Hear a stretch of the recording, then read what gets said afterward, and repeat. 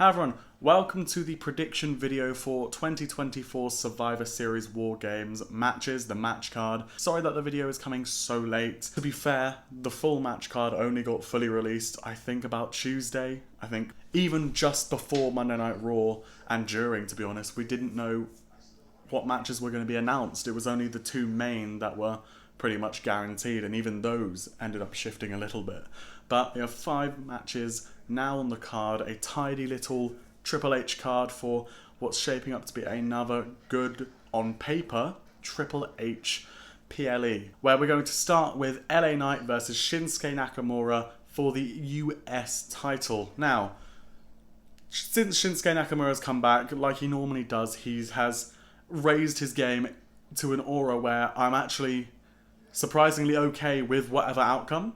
If he wins, I know that they're finally pushing Shinsuke Nakamura and they're finally showing him the respect he deserves, because as a in-ring artist, he is fantastic. And to be fair, the way he cuts a promo, this villainish style, the way he talks, this anime villain, it's so good. And I see it with Io Sky when she was a heel, and I see it especially with Shinsuke Nakamura, and I love him very much as a wrestler. So I would be happy if he wins this, especially with how he's looked, this like dark Darth Maul version of him. It's been fantastic. However, LA Knight, is someone who has not only blitzed Logan Paul in terms of how many times he's defended it, he's on Cody Rhodes' level of performance in terms of how many times he's defending it now, because he's defending it week after week, and more recently he's defended it back-to-back weeks. It might not always be on PLEs, it might not ever be on PLEs, but every SmackDown this WWE US title is being shown, and that ups the prestige tenfold. Now, that being said, I am looking forward to this match. I know there wasn't too much build-up. I think it probably could have done with a couple weeks, maybe save this for Saturday night's main event, which is roughly 3 weeks straight after Survivor Series, but because I thought there was just a couple more feuds, the Wyatt Six, the Final Testament, that kind of thing, where I thought these kind of feuds were kind of probably more developed. We've only had Shinsuke back for 2-3 weeks now, and the feud's only just heating up, so to instantly go into a match, unless this leads to like a trilogy, there might have been a better option. But nevertheless, I'm so excited to see this match. It will be so good to see Shinsuke Nakamura not only back wrestling in front of the big screen, I know he's done some house shows, but in front of WWE television to wrestle will be so good. And not only that, to see him on a PLE, but he's going up against a formidable and prestigious United States champion in LA Knight. He's got the new strap that says LA all over his belt strap. I'm okay either way here. I am going to personally stick to the safe option. I believe LA Knight is retaining. Not because I don't want Shinsuke to win, not because I'm expecting Shinsuke to not perform, not because I think it's particularly the right option. I just am going off what I know from the past. And every time Shinsuke Nakamura is shown to us, packaged and presented in a new way that gets us all hyped, he falls at the first hurdle and then we don't see him for a while. Now, I'm praying that doesn't happen. And the only way for that to guarantee not happening is if he wins. So that's why I'm okay with him winning tomorrow. But just in case they still salvage him and keep his aura, because I do think the second he loses the match, he loses the aura, I don't mind a disqualification. That's another thing that could happen. I might put that as a little sub-prediction, disqualification. But I'm going safe. LA Knight's going to retain. Prove me wrong, WWE. But let's go straight into the next one. The next match we're talking about is another really slightly, this is a bit of a theme, but a slightly rushed feud that isn't so rushed. So, Bron Breakker, Sheamus, and Ludwig Kaiser have all been having this interesting feud, kind of. Sheamus and Ludwig Kaiser have had this feud going back months, where I think even Sheamus even injured Ludwig Kaiser at some point. That's what took him out for a couple of weeks. I think during the whole Butch fiasco, Ludwig Kaiser got his nose stuck in there as well. And since obviously that WWE Speed match that I never watched, but I'm glad WWE told us what happened. Otherwise, we'd be really confused. Now Bron Breakker has a problem with obviously Sheamus, and when Ludwig Kaiser got involved and attacked both, we saw where this was going, and we prayed for times like this, and it happened. Despite the outrageous bump Last Monday night, we saw Bron Breakker take where he tripped on Ludwig's leg and speared himself onto the corner of the table. That looked really rough. But the match is on a go-ahead, and tomorrow night we are going to see Ludwig Kaiser versus Sheamus versus Bron Breakker for the Intercontinental Championship title. Now, I'm making it a fact that I don't want to go safe, especially with 2 of the 5 matches being non-belt matches, and we all know who I'm going to predict in the next prediction after this one. But I'm gonna be brave here. We have seen already with Jey Uso versus Bron Breakker that not only can Bron Breakker take a loss, Bron Breakker can also at any time, any way he wants, just walk his way up to the next step, whether that's Gunther or Damian Priest after tomorrow. No matter what happens, if he loses, he doesn't even need to be involved in the decision. This is my point. I think Sheamus will finally get that one title that has eluded him his entire career and finally staple himself as a Grand Slam champion. He's not a spring chicken. He's not the youngest wrestler anymore. And I think it's about time we give him this accolade going into the twilight of his WWE career. Ludwig's got many years. Gunther's just told him now, become your own person. And he'll be in and around this space for a while now, the mid-card, as he builds himself up. And Bron Breakker himself, he's shown he can take a loss, retain aura, come back and win it straight away next week. Or he can come back and just walk up, become a babyface or a heel, it doesn't matter because everyone loves him. He can go straight for the heavyweight title any time. Literally, Bron Breakker does not take any... If he didn't lose aura or didn't lose any steam losing to Jey Uso and fake turning face, Sheamus, a WWE, a literal first ballot Hall of Famer for the WWE, he can take a loss without even being involved in the finish. Ludwig can take L after L because he is one of those heels that can just do that. I think this is where we're going to see Sheamus finally make himself a Grand Slam champion. I'm not expecting 100 days plus of holding it. It could just be another Jey Uso 23-day title reign. I'm okay with that. But that is what I want to see. That is what I want to see. Sheamus will be your new Intercontinental Champion past tomorrow. Let's move on to the next prediction. So, with that out of the way, that is my outlandish prediction of the video. But everything else from here on out is kind of going to be safe in terms of predicting championship matches. We went with LA Knight, safe bet. We've gone with Sheamus, which is a very crazy bet, considering Bron Breakker is the champion right now. And we're going to go back to being safe. We're going to predict for the Gunther versus Damian Priest match. Now, prefacing, the match at SummerSlam was fantastic, and the whole build-up and the past couple months of Damian Priest's title reign, I was completely won over. From WrestleMania to SummerSlam, I was completely won over by Damian Priest. I started wanting him to drop it as soon as Backlash. I wanted him to drop it against at Clash at the Castle against Drew McIntyre. Somewhere between Clash at the Castle and SummerSlam, he won me over, became a face, and genuinely is one of my favourite wrestlers in WWE right now. Every time the WWE calls upon him, he elevates himself to a next level that is just clear to see. The aura, especially for this little stretch of him back in that main event scene, not dealing with the Judgment Day, going straight for the King Gunther, the Ring General, the Gunther, and elevating himself again, bringing this aura, helping Gunther tell this story of a man who's had his confidence shaken maybe for the first time in his life after losing to Sami Zayn and then losing to Cody Rhodes at I believe it was Crown Jewel, there we go, for the Crown Jewel Men's King Crown Jewel Super Title Ring / belt / Saudi thing, whatever that was. That has clearly affected him story-wise, and Damian Priest is the perfect guy to tell this, considering Gunther, he's the last man standing that Gunther hasn't re-beaten, who technically would have beaten Gunther had other things not happened. We had Sami Zayn, who cleanly beat Gunther at WrestleMania 40. And we also had Randy Orton, who at King of the Ring wasn't in the final of King of the Ring, wasn't even being pinned when Gunther won. So after snuffing out those two, the last man standing is Damian Priest, who had Gunther out for the count until Finn Balor came and sabotaged him, causing everything with the Judgment Day at SummerSlam. That being said, however, this might be a completely different Damian Priest. This might be a completely different Gunther that we're seeing. Story-wise, obviously a more wimpy King of the Ring, obviously ring general. Just, he may be all these things, but right now he's a shaken shell of himself because of Cody Rhodes.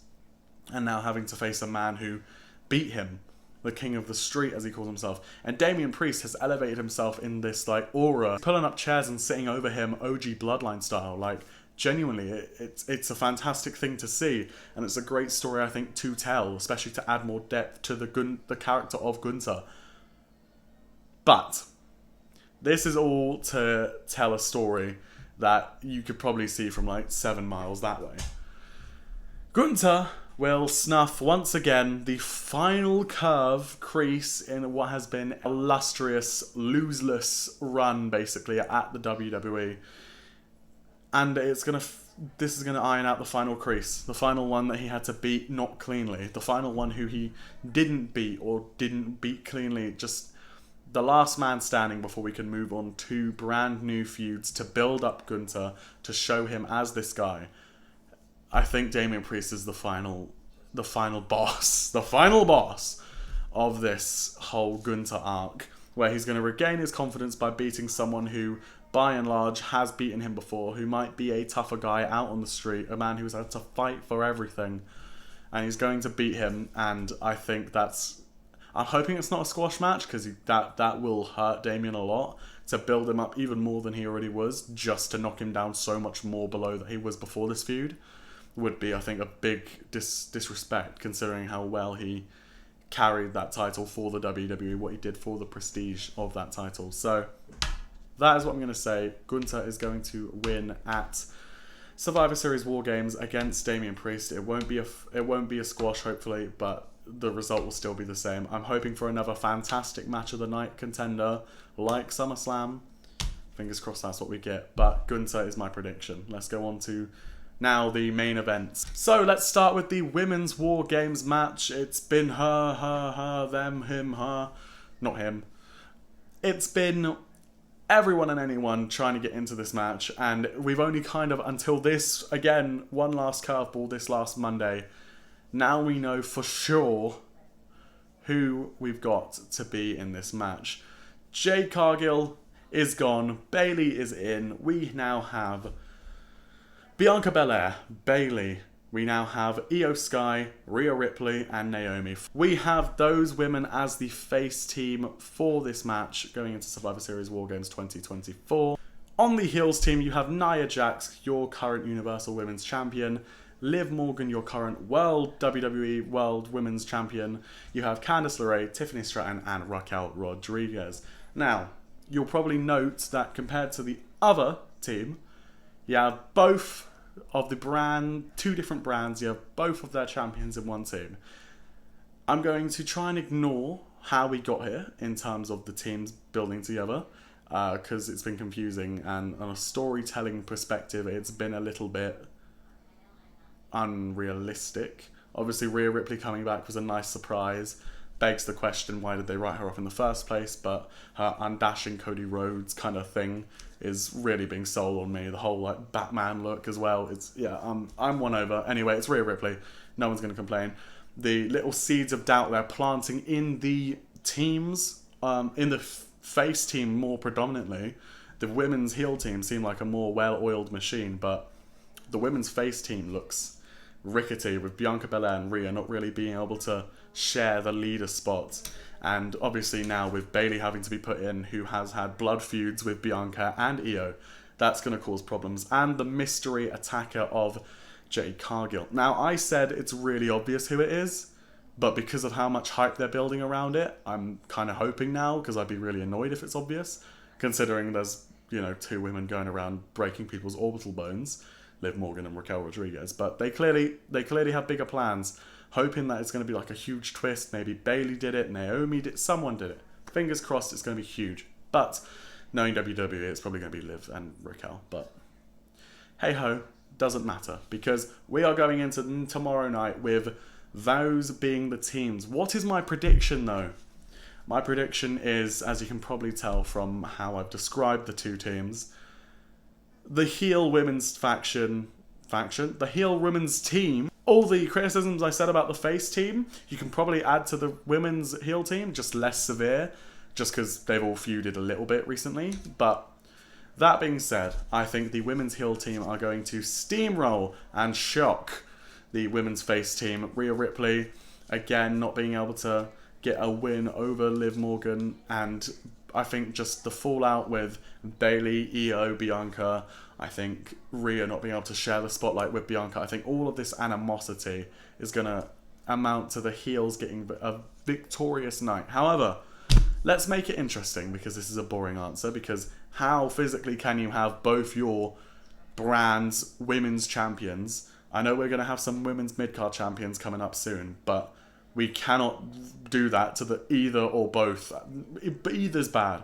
Both is terrible. Think about Nia Jax. She just got done over in Saudi by Liv Morgan, and now her title is seemingly less important than Liv Morgan's, as obviously is the consequence of losing. That is the case, and that's just how it is, sadly. So if she now loses again, when with the champion, it's a big mess WWE has put themselves in, I think, because the heel champions cannot lose this, even with shenanigans. The only way they can lose this, in fact, is if a Tiffany Stratton surprise shock 3-way cash-in happens and she takes one of the belts from Liv or Nia.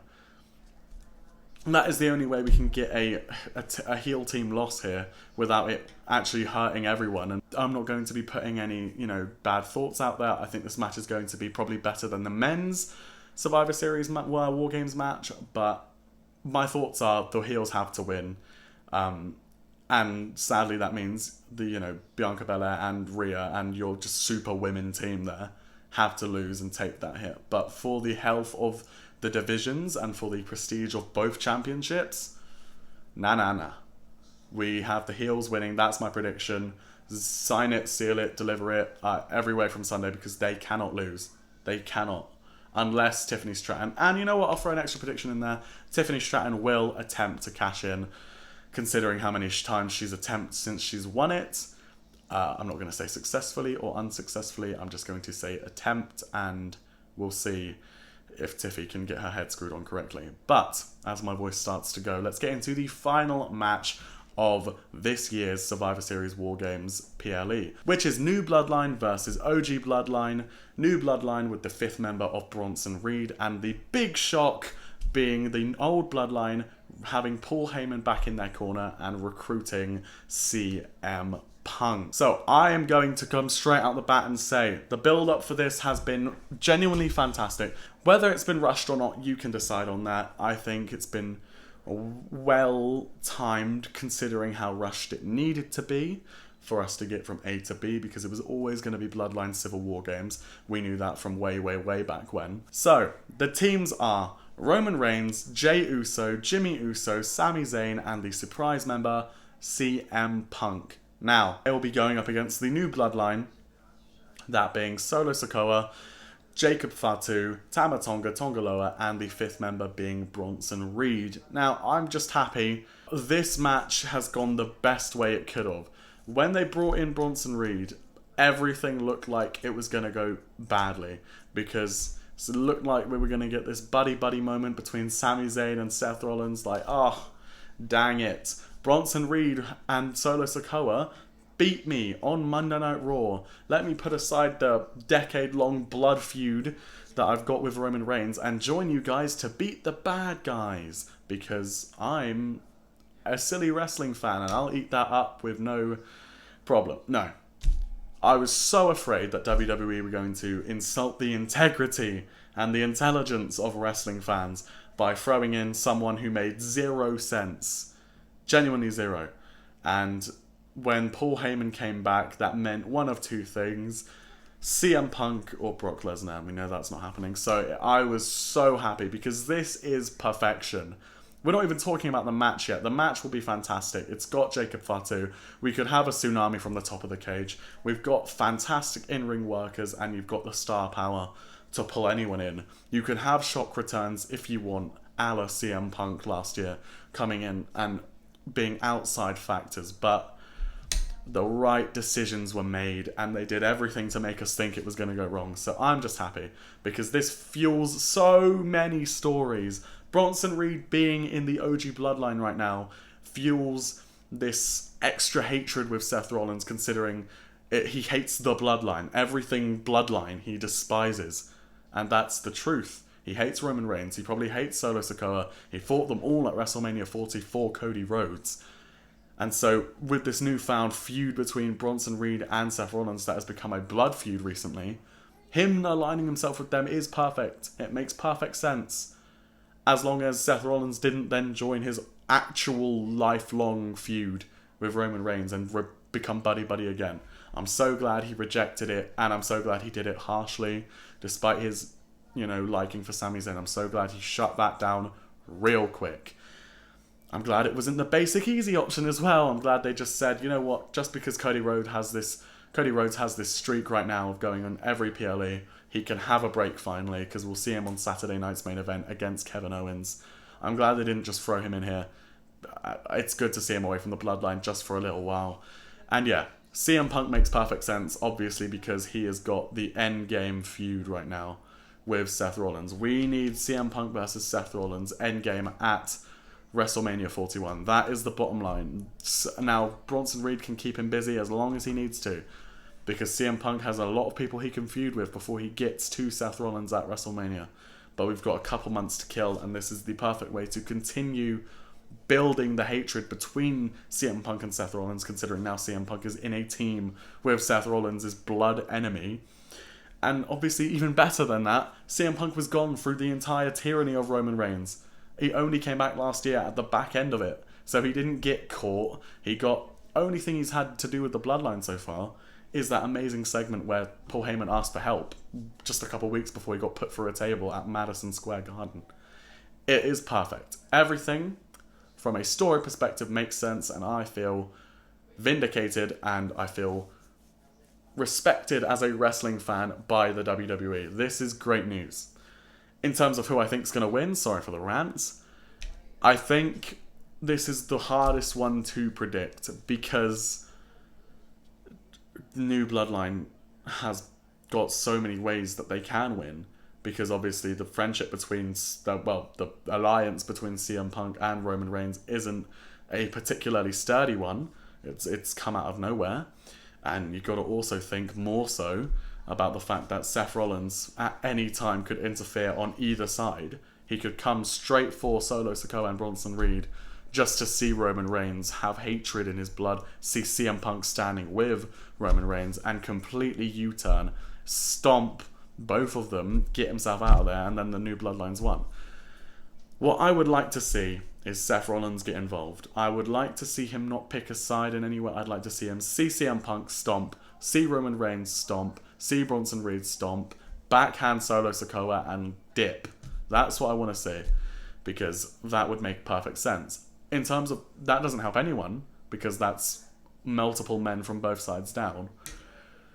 I don't see Drew McIntyre returning, so really it's just 50-50. And I think I'm going to go safe once again and go with probably what's the safer bet, and go just because of the superstar power of the OG bloodline right now. I'm predicting that it's going to be Roman Reigns' bloodline that's going to reign supreme and victorious over the new bloodline, Timu bloodline, fake bloodline, simply because I think the star power, I think that's going to be, I'm even second guessing now, because I just think the bloodline have taken quite a few L's out from Solo Sikoa recently. They get beat down at the end of every SmackDown. They've been bested and beaten in tag teams. I think, obviously, yeah, Roman Reigns has been pinned like 3 times in this feud so far. I think this will be a win. But I'm now thinking, where do they go from there? Do they make it a solo thing between Solo and Solo? But, yeah, you're not going to have I'm going safe. I'm putting it out there. CM Punk Bloodline, original Bloodline, is going to win at Survivor Series War Games. I think this is my biggest one that's going to be wrong, because I'm just going to be watching it and then Seth Rollins comes in, demolishes everyone, or they have an internal fight with that unsolved Roman Reigns refusing to apologize again and again. The new Bloodline should win. Let's get this straight. There is no animosity there. They are a well-oiled unit, and now they've got Big Bronson Reed, which should make this a clean-cut victory. But I'm predicting Roman Reigns to come through with CM Punk. So that is my final prediction. Please enjoy Survivor Series War Games. Afterwards, we're going to obviously have the episode of the PL recap. Say it with me, PL recap. We're going to go over everything that happens at Survivor Series 2024 War Games. And then now, because I've actually finally done a video, fingers crossed this goes out, finally done a reaction video, we can do what I did at SummerSlam, and I can review my predictions rather than just talking to you about what I thought. I have evidence now, videographic evidence. So let's see where this goes. Are you excited? Leave it in the comments. What do you think? Leave your predictions in the comments too. Where do you think I'm wrong? Where do you think we're correct? Leave anything you need in the comments, and I'll obviously read them and reply to every single one. Thank you so much for watching this episode of the... I don't know how to call these episodes, but thank you for watching this Survivor Series War Games prediction video, and I'll see you at the PL recap coming after this weekend. Thank you so much for watching. Take care, everyone.